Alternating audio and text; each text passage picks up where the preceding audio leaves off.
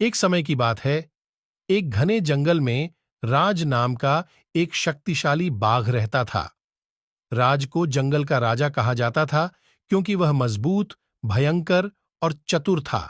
हर दिन राज अपने क्षेत्र में घूमता था, भोजन की तलाश करता था और यह सुनिश्चित करता था कि अन्य जानवर उसके अधिकार का सम्मान करें। वह झाड़ियों के बीच से चुपचाप घूमता रहता था। उसकी नारंगी और काली धारियां छाया के साथ पूरी तरह मेल खाती थीं। एक दिन जब राज शिकार पर था तो उसकी नजर हिरणों के एक परिवार पर पड़ी। भूखा और दृढ़ निश्चयी होकर वह उन पर झपटने के लिए तैयार हो गया।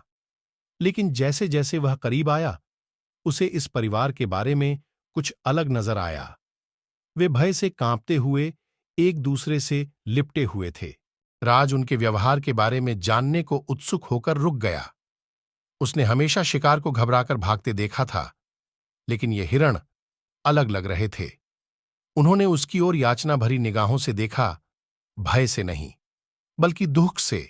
उलझन में राज सावधानी से उनके पास आया। सबसे बड़ी हिरण बोली। उसकी आवाज कांप रही थी लेकिन दृढ़ थी। उसने राज को भोजन खोजने के अपने संघर्षों, हर दिन उनके द्वारा सामना किए जाने वाले खतरों और अपने प्रियजनों को शिकार करते हुए देखने के दर्द के बारे में बताया।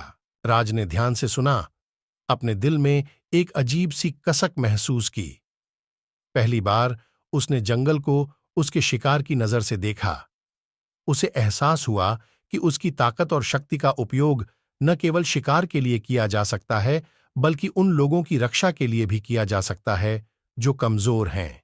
उस दिन से राज बदल गया। वह अब अंधाधुंध शिकार नहीं करता था। इसके बजाय वह जंगल का संरक्षक बन गया और यह सुनिश्चित किया कि हर प्राणी शांति और सद्भाव से रह सके। दूसरे जानवर जो कभी उससे डरते थे, अब उसे सम्मान और कृतज्ञता की दृष्टि से देखते थे। और इस प्रकार राजबाग जंगल के भयभीत राजा से उसका प्रिय रक्षक बन गया, जिससे पता चला कि सबसे शक्तिशाली जानवर भी करुणा और सहानुभूति की शक्ति सीख सकते हैं।